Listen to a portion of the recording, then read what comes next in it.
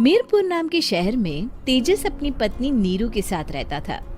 पति पत्नी दोनों ही नौकरी करते थे।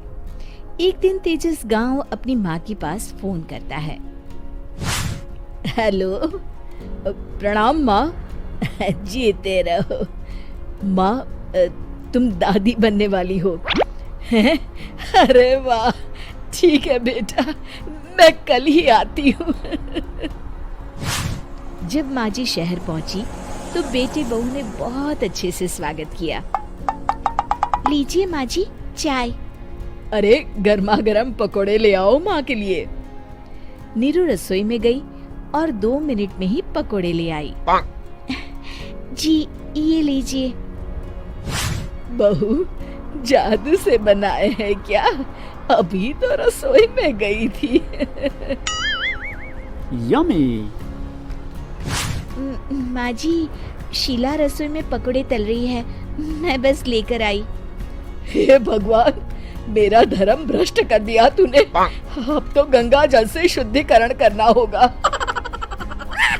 दूसरे दिन, माँ जी मैंने नाश्ता बना दिया है, ऑफिस जा रही हूँ। पर अभी तो घर का सारा काम पड़ा है। शीला आती ही होगी, झाड़ू पोछा बर्तन कपड़े वो सब कर लेगी। हमारे जमाने में घर का सारा काम हम ही करते थे। जी माँ जी, आप बहुत होशियार हैं, मैं घर ऑफिस दोनों नहीं संभाल पाती।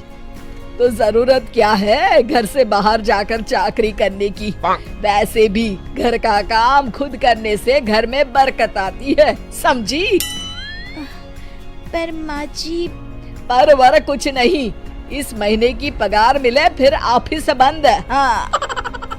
रात को नीरू तेजस से कहती है, सुनिए जी, माँ जी बोल रही थी कि मैं नौकरी छोड़ दूं।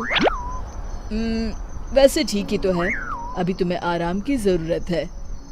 फिर भी आराम कहाँ, शीला को छुड़ाने के लिए बोल रही थी। तो अब 24 घंटे में इतना काम तो कर ही सकती हो। पर जॉब पसंद है मुझे, घर पर मन नहीं लगेगा।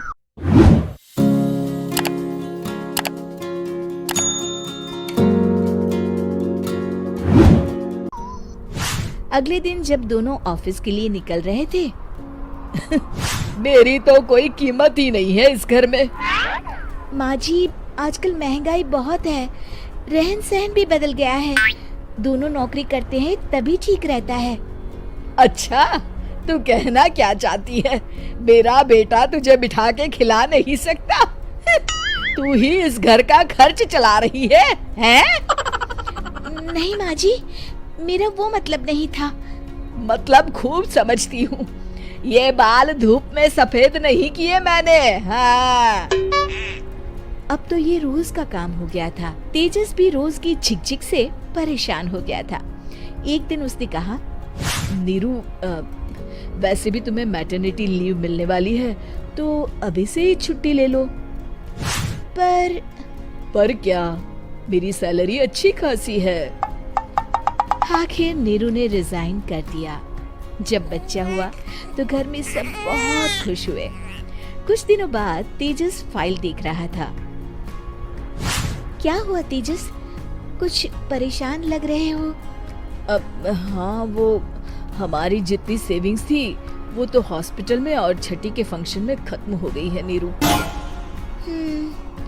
और अभी वैसे मंदी चल रही है तो मैं बोल रही थी कल मुन्ना को हेपेटाइटिस का टीका लगवाना है।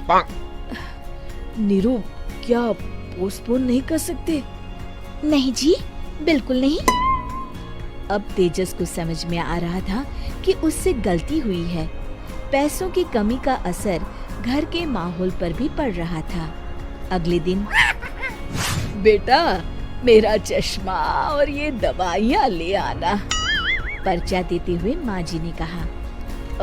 जी। तेजस, मुन्ना के लिए दूध का डिब्बा और डायपर भी ले आना, और ये किराने के सामान की लिस्ट है, इसे भी लाना है। तेजस गुस्से में लिस्ट मरोड़कर फेंकता है और चिल्लाता है, पैसे क्या पेड़ पर उगते हैं? ये ले आना, वो ले आना। अरे, पर ये जरूरत का सामान ही है। वो गुस्से में बिना कुछ कहे ऑफिस चला गया।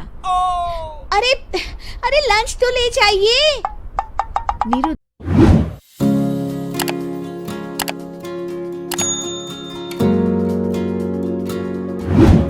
दौड़कर डिब्बा पकड़ाती है। एक दिन खाना खाने के बाद, नीरू, अब तो मुन्ना कुछ बड़ा हो गया, तो अब तुम वापस ज्वाइन कर लो ना जॉब। पर इस रिसेशन में जॉब मिलना बहुत मुश्किल है। ट्राई तो करो। फिर मुन्ना, माँ जी है ना, और एक फुल टाइम मेड भी लगा लेंगे। पर माँ जी, उन्हें तो पसंद नहीं। तभी माँ जी वहाँ आ जाती है और प्यार से नीरू के सर पर हाथ फेरते हुए बोलती है, अब मेरी समझ में आ गया बहू, पहले के और अब के समय में अंतर है। तुम काम शुरू करो, मुन्ना की जिम्मेदारी मेरी। मेरी प्यारी माँ जी।